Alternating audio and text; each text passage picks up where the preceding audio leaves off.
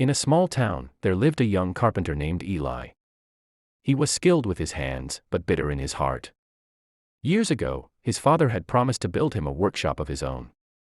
But before the workshop was finished, his father died suddenly. The unfinished building stood behind their house.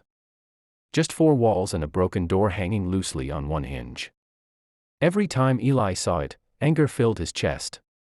God could have stopped it, he would mutter. So he stopped praying. He stopped going to church. He worked, but without joy. One night, a violent storm hit the town.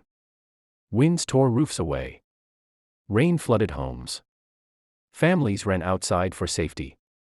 Eli heard shouting. A mother and her 2 children were trapped, their house had collapsed.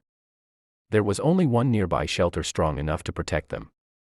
The unfinished workshop. Eli hesitated. That building is useless, he thought. But he ran anyway. The walls his father had built still stood firm. The foundation was strong. Even the broken door, though hanging badly, shielded them from the wind when Eli nailed it shut. The family survived the storm because of the building Eli had always called incomplete. The next morning, as sunlight broke through the clouds, Eli stood inside the workshop. He touched the walls. He remembered his father saying, "Son, I may not finish everything, but I will start something strong." Tears filled his eyes. What he thought was unfinished, God had preserved for a purpose. What he called broken, God used to save lives. Not everything God builds in your life will look complete.